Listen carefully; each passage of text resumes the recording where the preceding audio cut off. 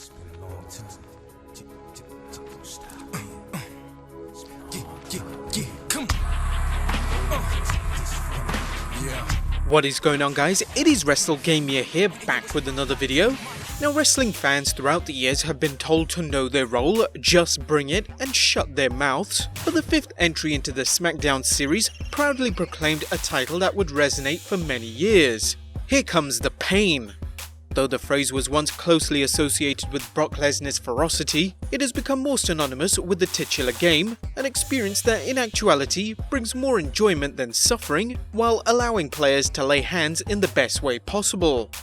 Published by THQ and released in the EU on November 7, 2003 and North America on October 27, 2003 for PlayStation 2, Smackdown Here Comes the Pain, also known as HCTP, would signal the end of an era for long-term players. It was the final game to use the standalone Smackdown designation before donning the WWE Smackdown vs. Raw name. Under the guiding hands of Ukes, the developer was able to bring in new fans, bring forth a fresh wave of WWE superstars, as well as improve on the ideas and groundwork they built over the previous installments. But why is it considered one of the best games in wrestling video game history? Well, join us now as we dissect the game, looking at the roster, gameplay, visuals and sound, season mode, and draw a conclusion. Be sure to subscribe and hit that notification bell for more videos like this.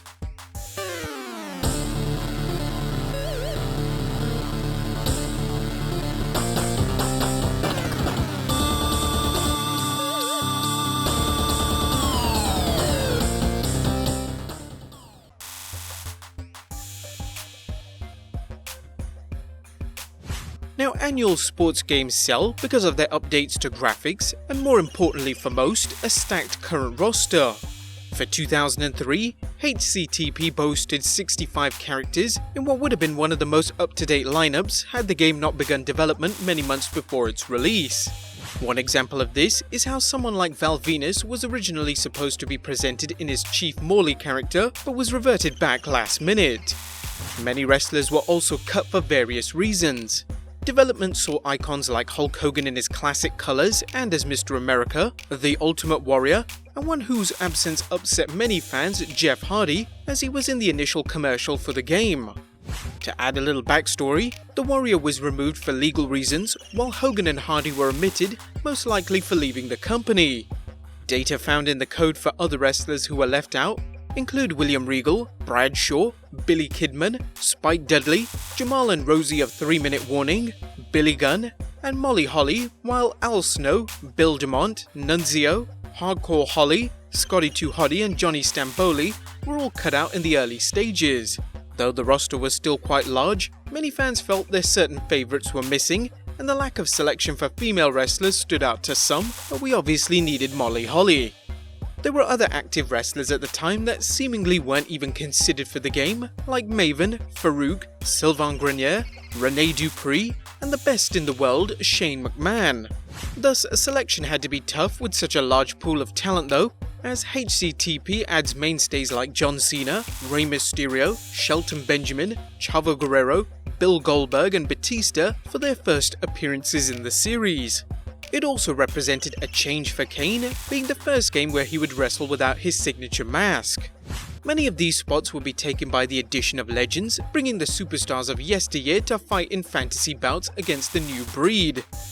This did bother some fans who felt these spots could have been used for athletes on the current roster instead of non-active challengers, but for long-time or older viewers, seeing the likes of Rowdy Roddy Piper, Animal and Hawk from Legion of Doom, Hillbilly Jim, George the Animal Steel, Iron Sheik, Nikolai Volkov, Sergeant Slaughter, Ted DiBiase, Jimmy Superfly Snooker, and even an early 90s iteration of The Undertaker brought a new nostalgia-laced sense of enjoyment when playing.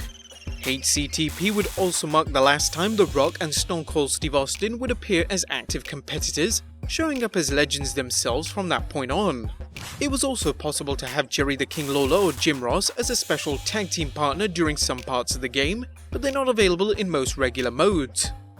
Though HCTP boasts an impressive roster, some players prefer to blaze their own path and create a unique superstar for the game. This mode saw the least amount of changes from the previous entry Shut Your Mouth, but it is still just as engrossing. Create a Wrestler offers more in most areas with new options, but some categories like hairstyles strangely have less to choose from.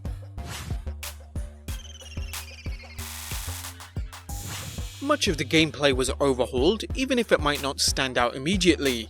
Not only how wrestlers' stats determined were tweaked, but some logic was tied to their interaction with each other.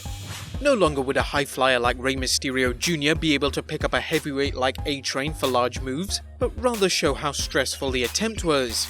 This new attention doesn't mean that some wrestlers aren't still overpowered or certain moves weren't broken, as using Brock Lesnar and Goldberg just felt cheap at times. The grappling system saw a major revamp, bestowing players with 4 times as many moves and making chain wrestling feel like more of a possibility. Limb-specific damage was also a big attraction to allow more strategic players a chance to work over their desired extremity and finish off big with a submission move. Body damage is now displayed to help with this, and submission meters for both participants are in as well. Reversing also saw a change that most people appreciated, designating a button specifically for countering strikes and another for grappling. Though these changes greatly improved on overall gameplay, there were still collision issues, and some longer matches will result in cramped hands from all the button mashing. But that's not to say that playing isn't fun, as there are a ton of modes to choose from. Most of these bout types are standard, but HCTP introduces the first blood match, bra and panties fights for the women, and the fan favourite Elimination Chamber, another staple for the series. Strangely, the I Quit match and King of the Ring options were removed, leaving many to wonder why. Those exclusions aside, there are still plenty of modes to keep the replayability for HCTP high, but the exceedingly entertaining arenas are a major part of that. These lethal playgrounds offered more interaction and increased the insanity for those who dared to think big, like being able to jump from a helicopter onto an opponent. Yes, you could actually do that. For the time it was released in 2003, HCTP was the best looking WWE game to date. An extended version of the opening video could be unlocked, working as one of the best hype packages for any sports game. The majority of the roster looked exactly like their real-world counterparts, while entrances and attires made fans quite happy. Many were especially overjoyed with the inclusion of blood and how the engine showed it off once a competitor had been busted open. HCTP features nearly every wrestler's theme song, with almost all of them being accurate to the time except for Victoria, Kane and Rob Van Dam, as well as the Legends. There is music that plays over the action while a match is going on, while other tracks accompany menu and selection screens that offer decent tunes, they can become quite repetitious. Good commentary is tough enough on the live product, but it can be harder to do well in a wrestling game. Since what the previous entries offered was received so poorly, the development team decided to take it out completely with this new installment. The sound effects for the various attacks, slams and crashes are all satisfying and added a nice cushion of violence for those listening closely. Fans have come to expect compelling storylines in WWE games, that or a GM mode to keep them entertained until the next outing. The season mode for HCTP is quite engaging, and though it only lasts for 1 year of the chosen superstar's career, it is well worth playing again for how unpredictable and all over the place the different arcs throw the player. This feature has built off previous games and refined the experience, but for brand new players, season mode will feel like something fresh and special. Players get to make decisions about where they want to go, Smackdown or Raw, which titles they go on the hunt for, and who they ally themselves with. Something that's really missing from current games. After a superstar is selected to follow through the year, there is a lot to do other than just put on incredible matches. The backstage socializing is the crux of the experience. Using the locker room as a central hub area, the player can adjust their profile, manage a stable when the time comes, or visit the shop zone to unlock further features. Players will be able to move to certain sections of the backstage area when they become available if there is another star or event to interact with. The back entrance, parking lot, training room, general manager's office and corridors of the arena are all worth visiting when the story calls for it. Meeting up with another wrestler or manager can set up the next story segment, resulting in a character building conversation or at times causing an impromptu match. Some players complained about the lack of being able to freely roam, like with Shut Your Mouth, but in some ways less is more. It is much easier to make sure the story is progressing and decisions feel like they actually matter. For those who really want to continue after the year is up, HCTP will keep track of every wrestler's title and stat history, as well as their win-loss record and most common opponents, but some of the storylines will begin to repeat, even if there are plenty of options to play with. But our conclusion? With fantastic gameplay, a top-notch roster, unlockables, and so much to do, it is no wonder why HCTP is held in such high regards. The game feels worth more than the original $60 asking price on replayability alone, but has an extra dose of nostalgia for most as well. Had THQ and Yuke simply made a roster update and touched up the previous title's look, they would have been fine, but the companies listened to their fans and re-examined what needed to be tweaked to improve the overall experience. Their success showed in how well the game sold and the accolades it received, like winning the 2003 Spike Video Game Award for Best Fighting Game. Even under scrutiny, Smackdown HCTP shines through with how much it accomplished and got right, much like GameSpot pointed out by saying, "What the game lacks in innovation, however, is more than made up for in sheer playability."